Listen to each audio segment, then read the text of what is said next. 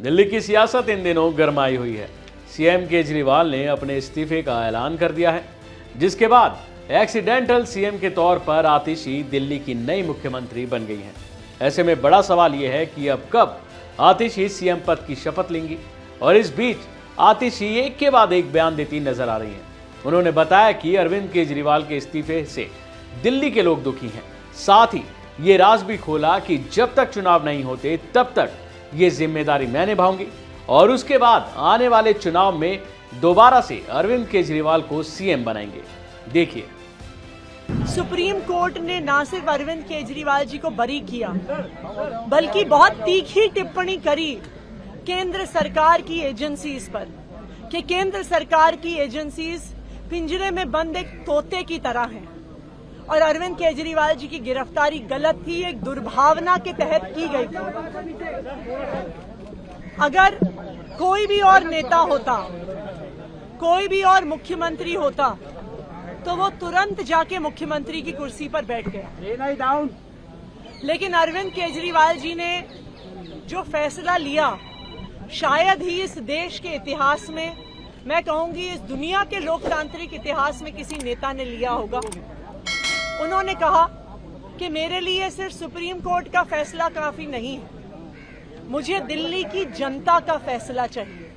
मैं दिल्ली की जनता की अदालत में जाऊंगा और अगर दिल्ली की जनता कहेगी कि अरविंद केजरीवाल ईमानदार है तो मैं तभी मुख्यमंत्री की कुर्सी पे बैठूंगा।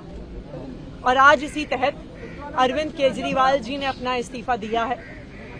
ये आम आदमी पार्टी के लिए, हमारे पूरे विधायक दल के लिए, दिल्ली के लोगों के लिए एक दुख का क्षण है। पूरी दिल्ली में लोग अरविंद केजरीवाल जी के इस्तीफे से दुखी हैं, लेकिन साथ ही दिल्ली के लोग इस बात का प्रण ले रहे हैं कि आने वाले चुनाव में वो अरविंद केजरीवाल जी को फिर से मुख्यमंत्री बनाना चाहते हैं, क्योंकि उन्हें पता है अगर अरविंद केजरीवाल जैसा ईमानदार मुख्यमंत्री नहीं होगा तो दिल्ली में बिजली फ्री नहीं मिलेगी। अगर अरविंद केजरीवाल जैसा मुख्यमंत्री नहीं होगा तो सरकारी स्कूल नहीं अच्छे होंगे। अगर अरविंद केजरीवाल जैसा मुख्यमंत्री नहीं होगा तो मोहल्ला क्लिनिक बंद हो जाएंगे। अगर अरविंद केजरीवाल जैसा मुख्यमंत्री नहीं होगा तो महिलाओं को फ्री बस यात्रा नहीं मिलेगी। और इसीलिए आम आदमी पार्टी के सारे विधायक, दिल्ली के 2 करोड़ लोग इस मुहिम में जुट गए हैं कि आने वाले चुनाव में अरविंद केजरीवाल जी को मुख्यमंत्री बनाना है। लेकिन तब तक, जब तक चुनाव नहीं होता, अरविंद केजरीवाल जी ने भरोसा कर मुझ पे ये जिम्मेदारी दी है और आने वाले कुछ महीने तक, जब तक ये जिम्मेदारी मेरे पास है, तब तक मेरे 2 काम रहेंगे। एक, ये मुहिम चलाना कि कैसे अरविंद केजरीवाल जी और दिल्ली के हम लोग मिलकर दिल्ली के लोगों के साथ अरविंद केजरीवाल जी को फिर से दिल्ली का मुख्यमंत्री बनाएं।